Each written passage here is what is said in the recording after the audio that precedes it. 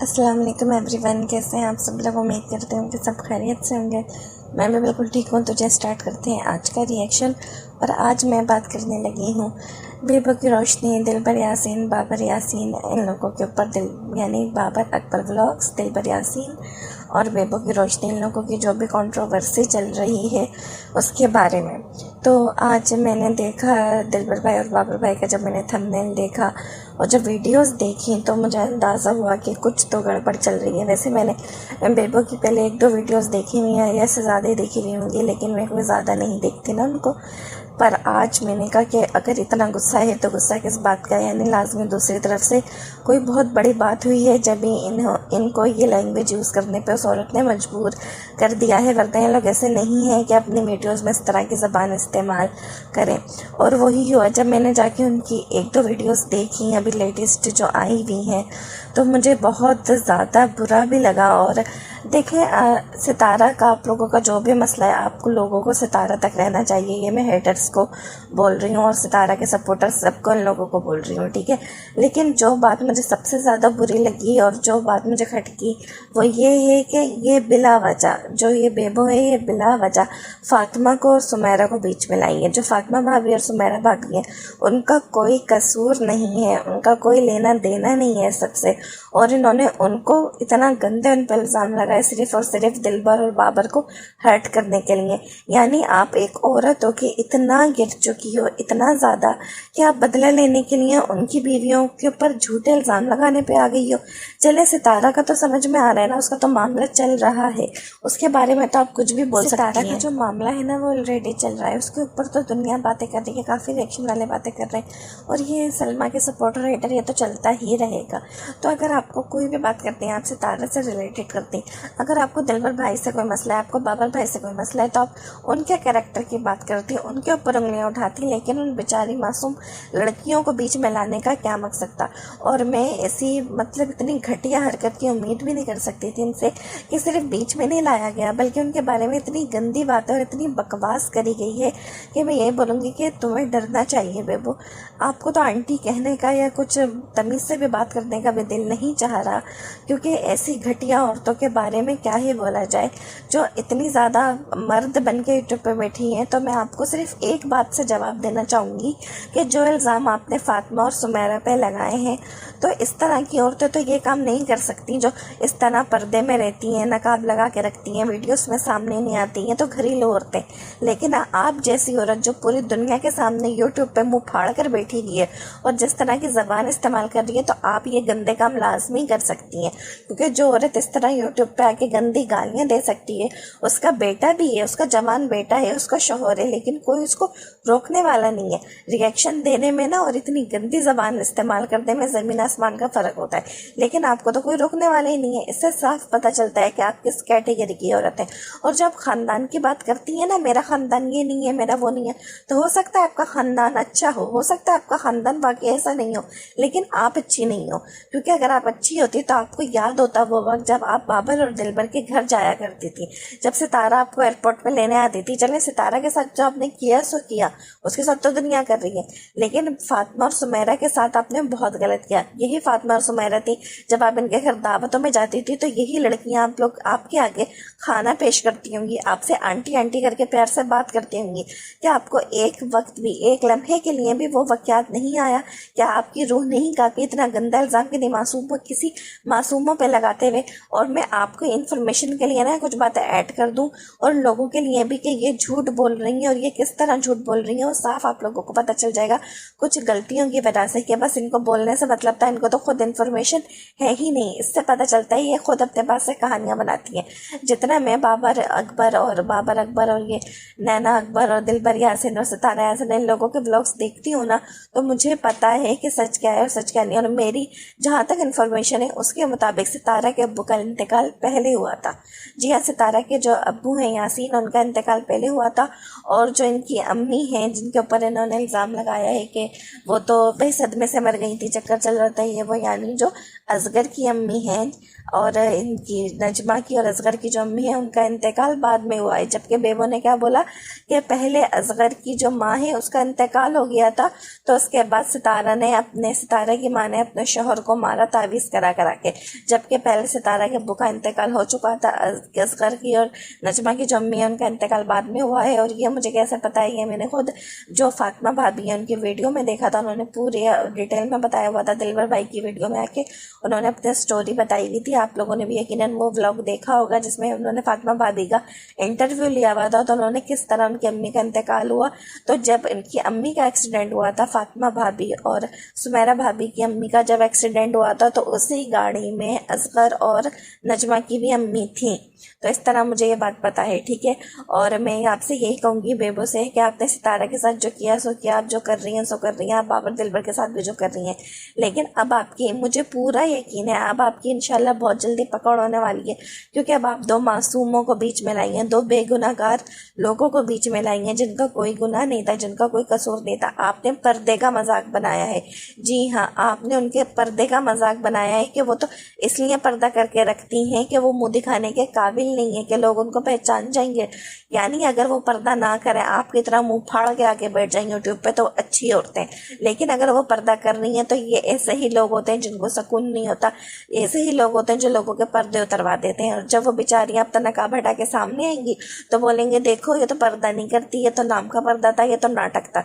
तो भाई आपने तो पर्दे को नहीं देखा, आपने तो इस्लाम को नहीं देखा। और सबसे बड़ी बात जो मैं यहाँ रिपीट भी नहीं करना चाहूँगी, इन्होंने फातिमा भाभी के नाम का जो मजाक बनाया, फातिमा के साथ इन्होंने उस नाम को उल्टा करके बोला। तो बेबो तुम्हें पता भी है फातिमा किसका नाम था? तुम्हें पता भी है फातिमा किस, हमारे इस्लाम में कितना बड़ा दर्जा है इस नाम का, जो तुमने नाम तक को नहीं बख्शा। नाम का तो एहतराम कर ली थी। तुम्हें पता है ये दोनों बहनें कहाँ से आई हैं?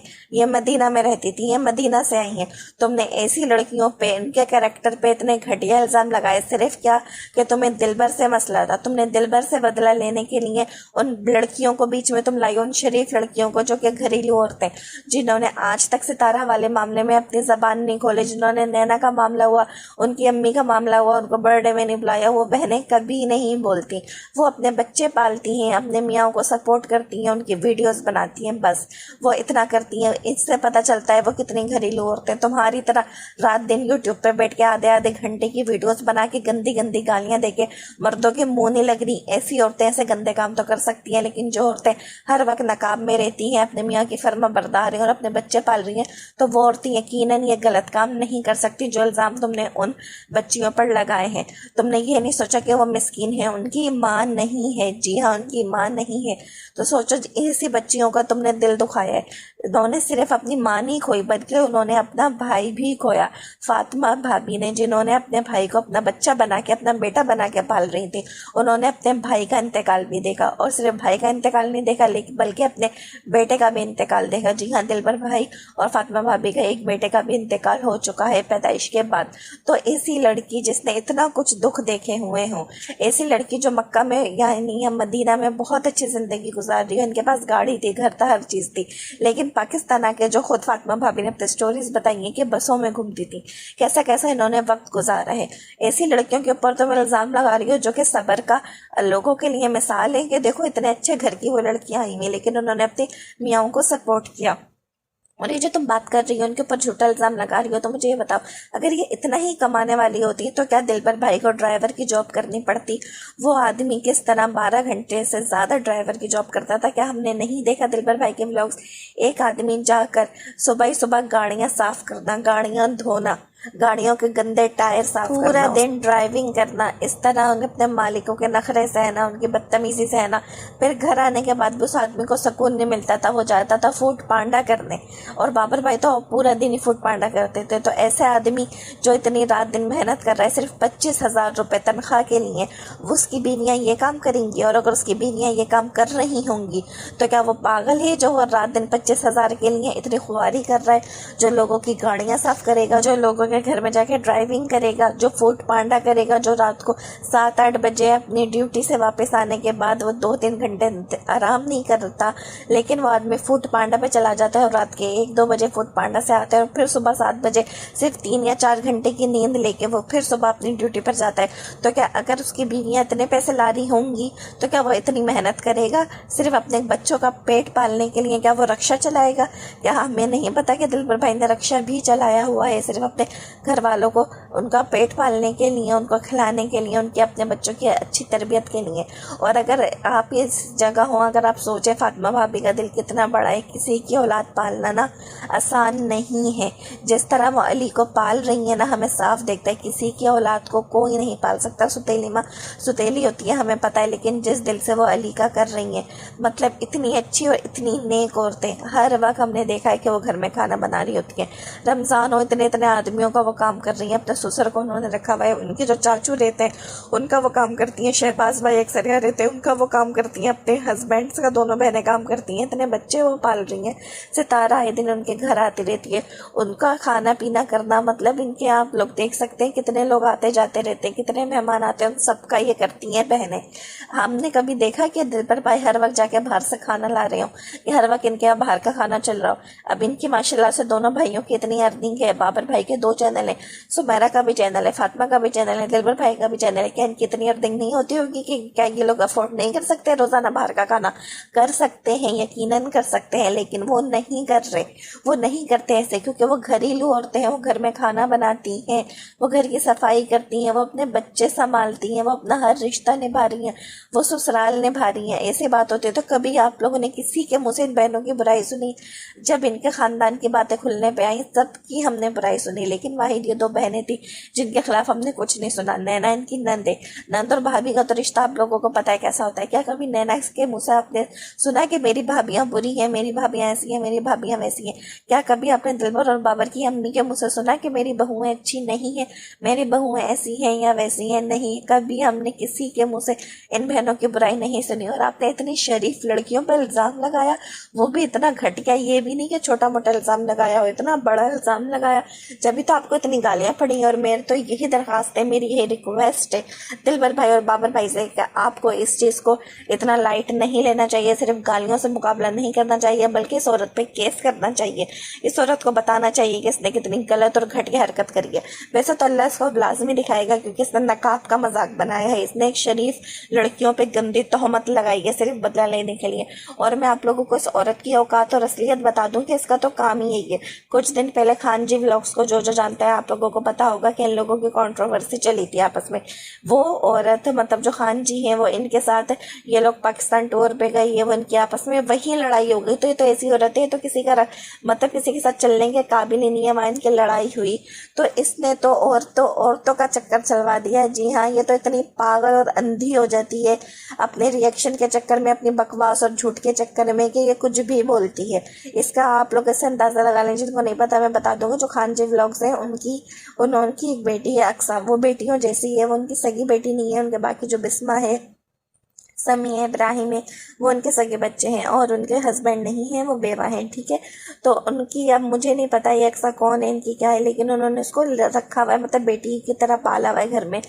इसने औरत ने, बेबो ने उसके ऊपर इल्ज़ाम लगा दिया कि इसका अक्सा का और खान जी का आपस में अफेयर है। जी हाँ, मतलब बेटी और माँ को नहीं छोड़ा इस औरत ने। तो ये औरत किसको बख्शेगी? इस औरत इतनी घटिया है कि इसने ये नहीं सोचा कि मैं एक माँ और बेटी पर इल्ज़ाम लगा रही हूँ कि उनका आपस में चक्कर चल रहा है। मतलब जिस बात का कुछ बनता ही नहीं है, जब फालतू की बातें हवा में, इस औरत को बात करने की इतनी आदत हो गई है, इतनी इसको झूठे इल्ज़ाम लगाने की आदत हो गई है कि ये अंधी हो चुकी है।